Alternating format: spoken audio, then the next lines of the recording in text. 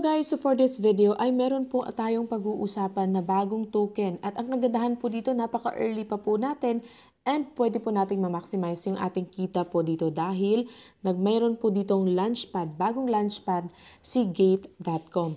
And ito po ang pag-uusapan natin, si ICA token. So punta lang po muna tayo dito sa earn para makita natin siya. Ayan, and dito nga sa launchpad, ayan, sa launchpad, makikita natin dito si ICA token.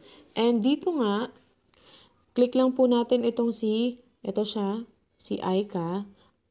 Upcoming pa po yan, kaya mas maganda po na sasali po tayo ngayon. Ang kailangan na naman natin dito, mag-allocate lang tayo ng USDT or GT token para po mabigyan po tayo ng ICA token. So makikita nga natin dito, upcoming pa po siya.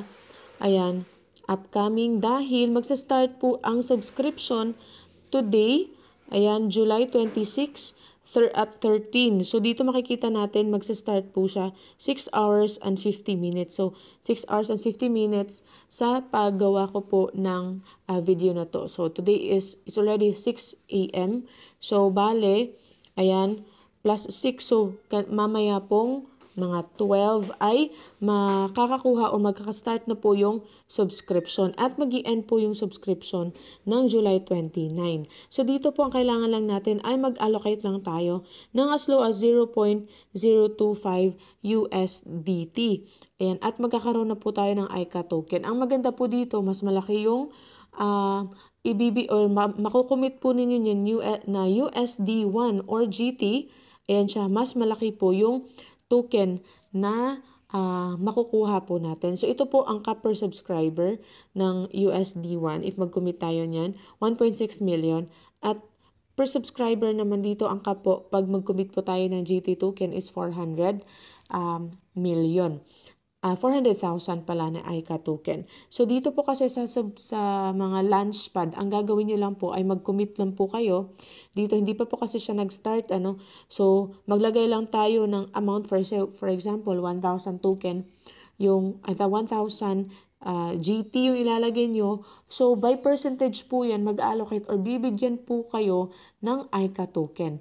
So while yung GT po ninyo na hold ay hindi po yun hindi po yun liliit. As is po yun. Ang kagandahan dito ay mabibigyan kayo ng bagong token na ICA token na makalaki po ng possibility na tumaas yung price. So win-win situation po tayo dito.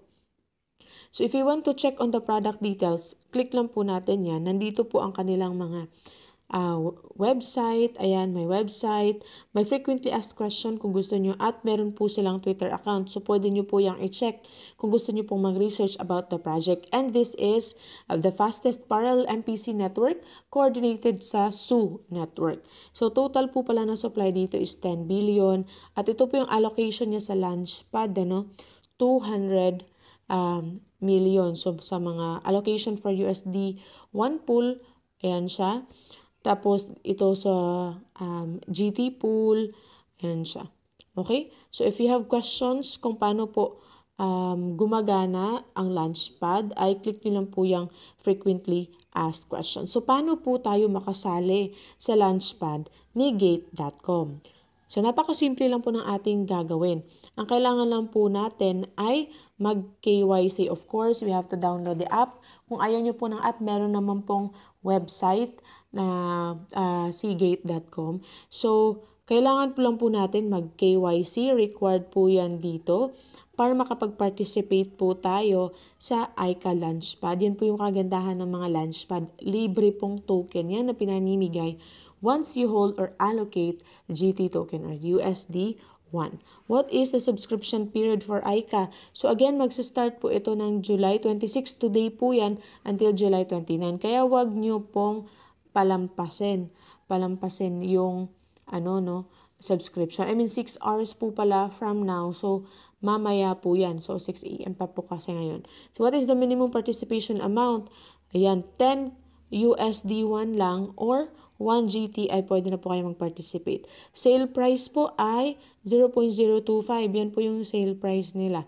GT subscription price will be calculated based on the average opening price sa GT and will be announced 2 hours before the subscription begins. Again, July 29 mag-start. Same thing, July 29 din po ang distribution. Pag distribution na, matatanggap na natin yung ating ICA token. What will the tokens be distributed? Ayan, 4 hours po before or after the subscription ends. So, July 29, 4 hours po after po nag-end yung subscription. How do I determine the number of tokens I receive? So, ang system po will calculate and allocate tokens based on each user's hourly average lockup amount during the subscription period. So, what is the background of ICA? So, yung sinabi ko sa inyo, parallel MPC network po siya. Yan, do I need to register for ICA this subscription? No need na po to register. Kailangan nyo lang po ng account nyo na KYC sa gate.com. Napaka-simple lang. At napaka-easy lang po magpa-KYC sa gate.com. How do I participate in ICA subscription? Once ICA Launchpad subscription opens, you can participate by investing GT token or USD1. Ayan siya. Napaka-simple lang. Tapos click lang natin commit. Ayan. So, ayan, na-mention ko na yan kanina. Ayan siya. So, napaka-easy lang po, no? Napaka-easy lang sumali sa Launchpad. So, ngayon ay nandito tayo sa gate.com.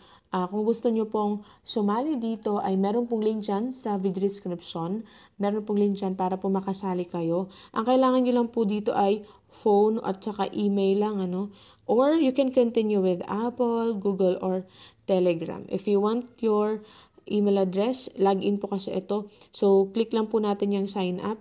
Ayan siya. Email address, referral code. Kung i-click nyo po yung link nyo sa description box, ayan, automatic na po malalagay yung referral code. Tapos, click lang po accept and sign up lang po kayo.